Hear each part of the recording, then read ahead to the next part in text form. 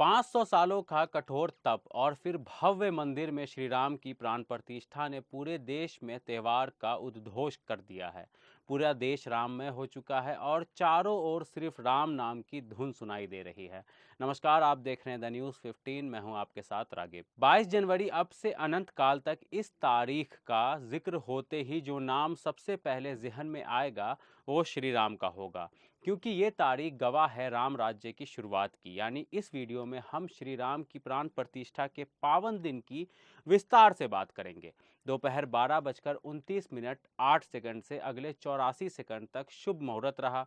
84 second के इसी शुभ मुहूर्त में जजमान रहे प्रधानमंत्री नरेंद्र मोदी ने अपने हाथों से रामलला के विग्रह की प्राण प्रतिष्ठा की। प्राण प्रतिष्ठा को पूरा कर प्रधानमंत्री नरेंद्र मोदी ने रामलला के चरणों में दंडवत प्रणाम किया। फिर स्वामी गोविंद देव में चरणामृत पिलाकर उनका उपवास तोड़वाया, क्योंकि प्रधानमंत्री प्रभु श्री राम की प्राण प्रतिष्ठा के लिए 12 जनवरी से कड़े उपवास पर थे। इस कार्यक्रम के बाद प्रधानमंत्री ने अपने ही अंदाज में थोड़े राजनीतिक तीर भी फेंके। उन्होंने बताया कि लोग कहते थे राम मंदिर बनेगा तो आग लग जाएगी, लेकिन राम आग नहीं ऊर्जा है, राम विवाद नहीं समाधान है। प्रधानमंत्री ने कहा कि ये भारत के विकास का अमृत काल है। प्राण प्रतिष्ठा से पहले सुबह मंत्रोच्चार के साथ रामलला को जगाया गया। इसके बाद वैदिक मंत्रों के साथ मंगलाचरण हुआ। फिर 10 बजे से शंख समेत 50 से ज्यादा वाद्य यंत्रों की मंगल ध्वनि के साथ प्राण प्रतिष्ठा का कार्यक्रम शुरू हुआ। आपको बता दें कि प्राण प्रतिष्ठा का ये कार्यक्रम पिछले 7 दिनों से चल रहा है। हर रोज श्री राम के लिए मंत्रोच्चारण किए जा रहे हैं।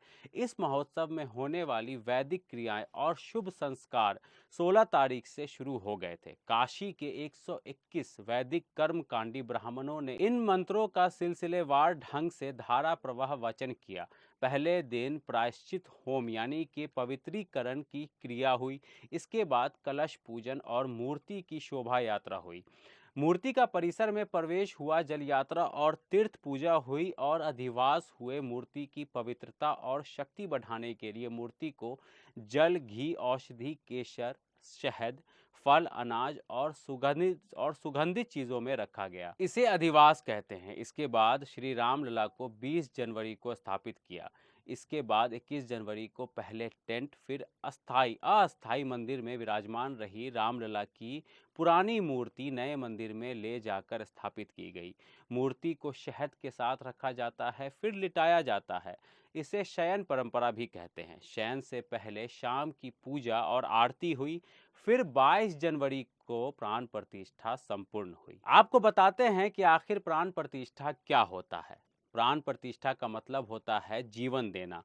हिंदू धर्म में जब भी किसी पूजा स्थल पर मूर्ति को स्थापित किया जाता है तो प्राण प्रतिष्ठा के बिना उसकी पूजा नहीं की जाती। मान्यता है कि प्राण प्रतिष्ठा से देवी देवता उस मूर्ति में साक्षात अवतरित हो जाते हैं, या आसान शब्दों में कहे तो मूर्ति में प्राण आ जाते हैं और वो पूजनीय हो जाती है। इसको ऐसे भी समझिए कि कुछ मंत्रों के जरिए एक मूर्ति में देव का वास कराया जाता है।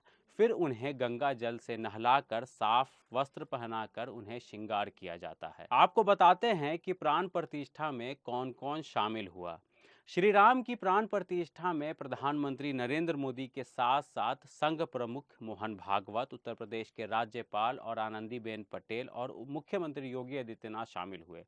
इसके अलावा खेल से लेकर बॉलीवुड और बिजनेसमैन तक इस कार्यक्रम में शामिल हुए। भारत के सबसे बड़े बिजनेसमैन मुकेश अंबानी अपनी पत्नी नीता अंबानी के साथ पहुंचे। रामानंद सागर की रामायण में राम बने अरुण गोविल और सीता बनी दीपिका चिखलिया भी पहुंची। इसके अलावा अमिताभ बच्चन, रणबीर कपूर, आलिया भट्ट समेत कई फिल्मी सितारे पहुंचे। मशहूर गायक शंकर महादेवन, सोनू निगम, कैलाश खेर, अनुराधा पैरवाल ने अपनी आवाज में राम के भजन गाकर सबको मुग्ध कर दिया। अब आप ये सोच रहे होंगे कि जब इतने बड़े बड़े सितारे आए हैं तो आम जन कैसे करेंगे दर्शन। राम भक्तों को राम मंदिर में दर्शन के लिए 2 स्लॉट बनाए गए हैं। पहला स्लॉट सुबह 7 बजे से 11:30 बजे तक का है, वहीं दूसरा स्लॉट दोपहर 2 बजे से शाम 7 बजे तक का है। साथ ही मंदिर में जागरण और श्रृंगार आरती का समय सुबह 6:30 बजे का होगा। इस आरती में शामिल होने के लिए एक दिन पहले बुकिंग करवानी होगी। इसी तरह संध्या आरती का समय शाम 7 बजे रखा गया है। इसकी बुकिंग दर्शन के दिन ही की जा सकती है। इस वीडियो में इतना ही। अगले वीडियो में राम राज की नई कहानी के साथ मिलेंगे। नमस्कार, मेरा नाम है रागिब। शुक्रिया।